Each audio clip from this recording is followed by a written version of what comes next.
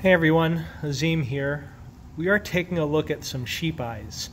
We're going to dissect them so that we can see all the features of the eye that help you see, mostly see. Alright, so let's just take a look at some outside superficial structures. This clear portion on the end, this is the anterior side, this clear portion, that's the cornea.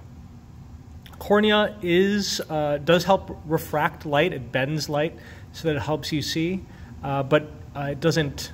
You can't change it, at least not naturally. The cornea, if you have a misshapen cornea, that can lead to vision problems like astigmatism. The rest of this white stuff, that's not part of the cornea, so the opaque white versus the clear, this opaque stuff, that is the sclera. Both the cornea and the sclera, they're part of the fibrous tunic, the outer protective layer of the eye. So the whites of your eye, that's the sclera. There's a lot of other stuff here on the outside. Some of this is muscle. Let's see if we can find a good example of muscle. Like this is darker tissue here. This is muscle.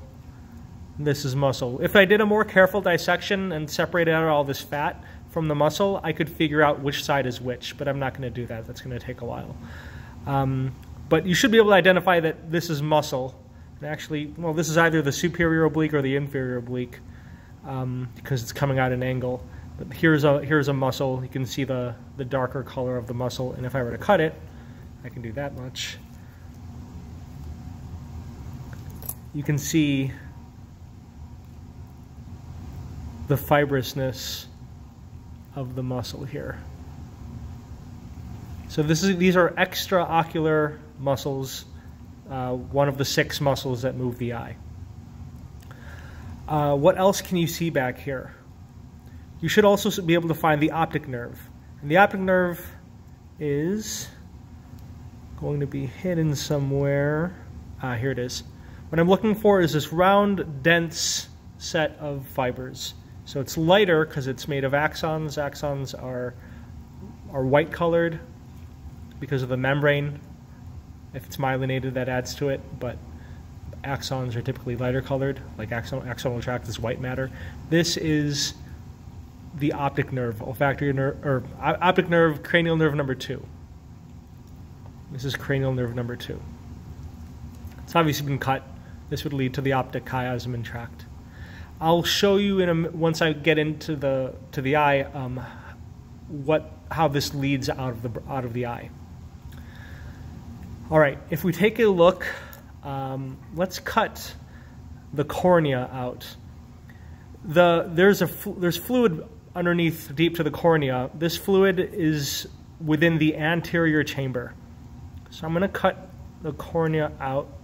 You can see some of that fluid draining.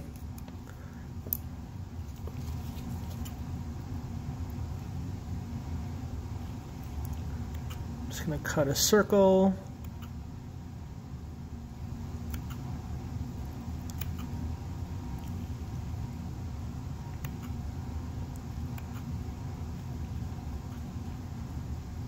It's pretty tough.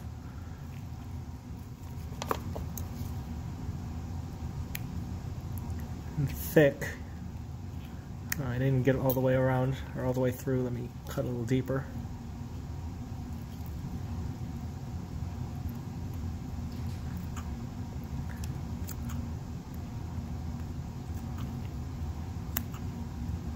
Almost. There. Okay. So I've cut, too much. I've cut the cornea out. I've cut the cornea out, and you can see the iris. You can see the iris a little bit here. I guess let me show you one that hasn't been cut. The darker surrounding through the cornea, that's the iris. The iris is what's around the pupil. The hole, the literal hole is the pupil. The iris is around here. The iris, it is pigmented. That's what gives us eye color. But this iris also has muscle in it. It has pupillary muscle. The oculomotor nerve, besides controlling 4 of those 6 extraocular muscles, also controls the size of your pupils. It does that by controlling the muscle that's found in the iris. Pupillary muscles are found here in the iris. The pupil is the hole, the thing that popped out a second ago, which the thing that popped out a second ago, that's the lens. We'll see it better when, we'll see it better when we cut deeper into the eye. But all that fluid that came out, that was from the anterior chamber. The posterior chamber is going to be past this lens, past the iris. So we have to cut around the entire eye. So let's do that now. So I'm going to make a frontal cut of the eye, separating the eye into anterior and posterior parts. Our lens keeps popping out.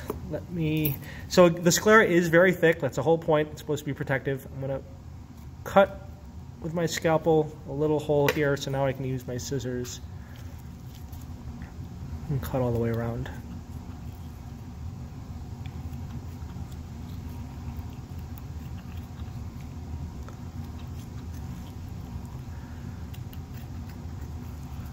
All right, so I've cut almost all the way around, so I can just flip it open, and the first thing you'll notice in the posterior chamber is that it's not filled with fluid per se, but with this very interesting gelatinous stuff. This is known as vitreous body. Vitreous body. It helps keep pressure in your eye. It also helps keep your retina pressed against the back of your eye, and I'll talk about the retina in a second. So that's the vitreous body. Pretty neat. Let's just scoop this out carefully.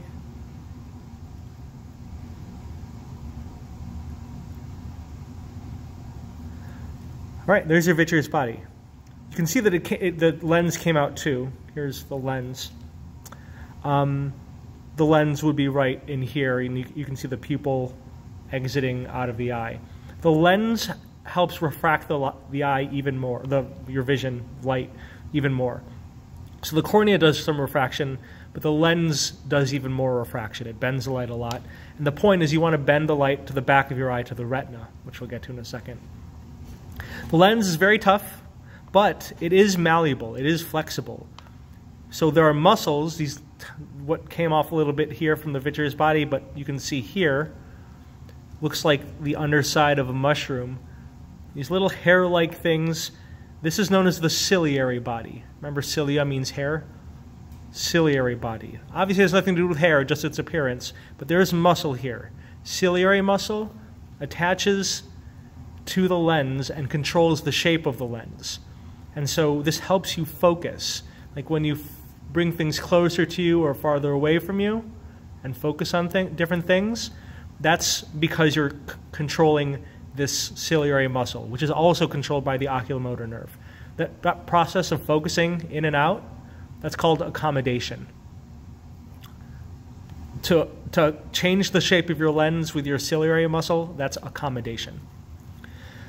So ciliary muscle is visible from the interior of the eye. The iris you'd want to see from the anterior exterior of the eye and from the anterior chamber. Ciliary body, all this linear stuff, iris with the pupillary muscle on the other side. In the back here, we've got this very thin, kind of opaque, kind of clearish membrane here, if I can lift it. But it looks a little crinkled because we've removed the vitreous body. This crinkled stuff, which really should be pressed flat against the eye here, this is the retina. This is what contains photoreceptors, the rods and cones, the bipolar cells, and the ganglion cells. This is the retina. This vitreous body pushes the retina and secures it to the back. If you have glaucoma, that's where you have like too much or too little pressure. Too much pressure, and that can cause damage to these cells. If you have too little pressure, that can cause detached retina, and that's when this flimsy membrane just kind of goes off of its normal shape.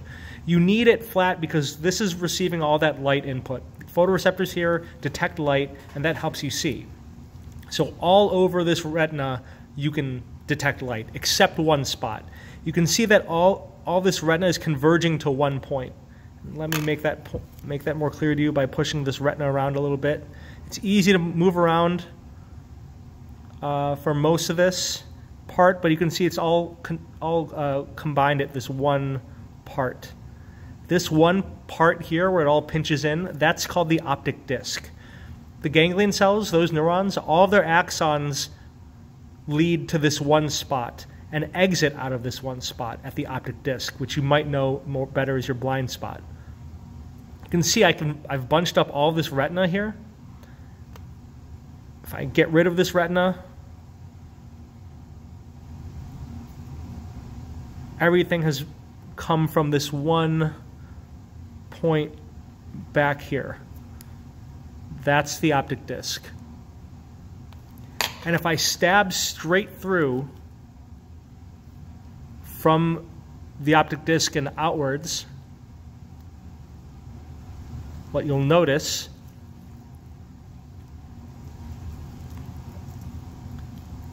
is that it's coming out. Let me try one more time.